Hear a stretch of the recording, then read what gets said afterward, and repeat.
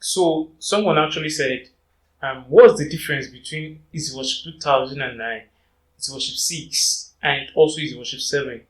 And I'm like, there is a big difference between Easyworship 2009 and Easyworship 6. But there is no much difference between Easyworship 6 and Easyworship 7. Like, if you check in my last video, I said that Easyworship 7 is just an improvement of Easyworship 6. So it's just a slight difference from Easyworship 6. Yeah. It's like Easyworship 6 was a prototype of Easyworship 7. Right? But there is a big difference between Easyworship 2009 and Easyworship 6. And I mean, starting from the environment of Easyworship 2009 and Easyworship 6, there is a big difference. So this video, I'm just creating this video so that I can show you the differences, right? Now, let's start with Easyworship 2009, right?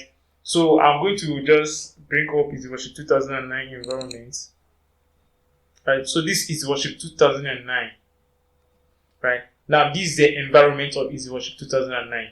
Then after this, I'll now upload the environment of Easyworship 6, and we'll actually see the difference in it.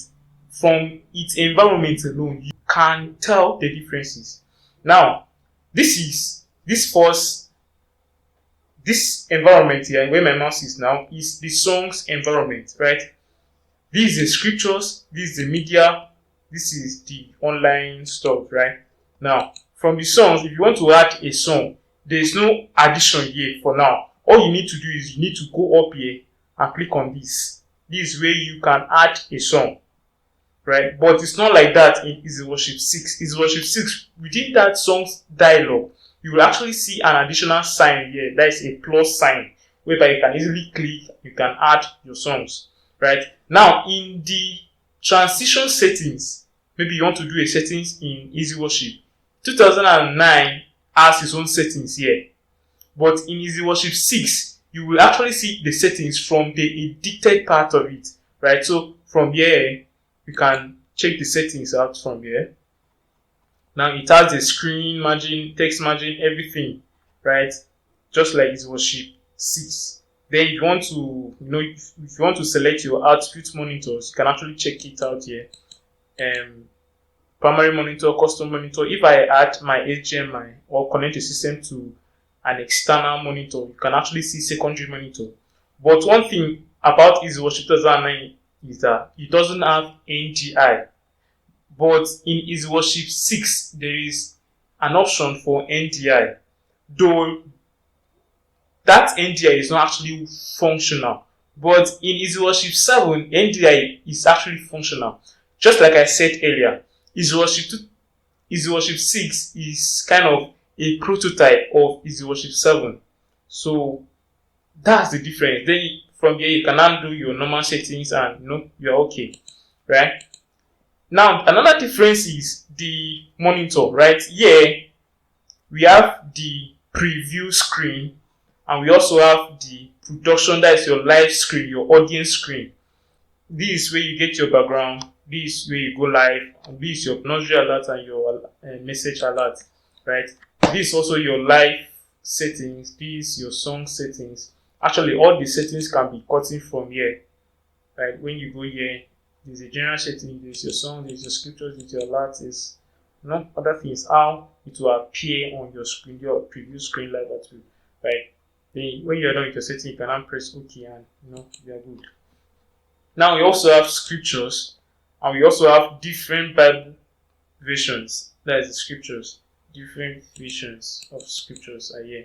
You can actually set, the ones you want to be available on your screen. Then you can actually go to download the ones that is not available yet and install them. Maybe there's also a provision for installation of Bible from the discs, right?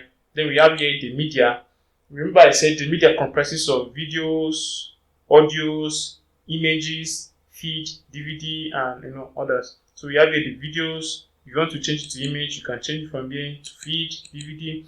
But one thing about Easyworship 2009, you actually see videos, let's say large sizes videos playing in Easyworship 2009. I don't know why, because I've tried it on so many systems it refuses to work. Like it does not play. Maybe it's only a small size video, but unlike Easyworship 6, you can actually play a large size video in Easyworship 6. Alright, so images, then we have the feed. This doesn't work. I don't know why it does not work. DVD, it also does not work. Audio, I actually say this works also. So the only thing that works in Easyworship 2009 is just images and small size videos, right? Then this is your schedule screen, right? Maybe whenever you don't want to actually show, you want to schedule your programs, you can actually do the arrangements on this screen, right?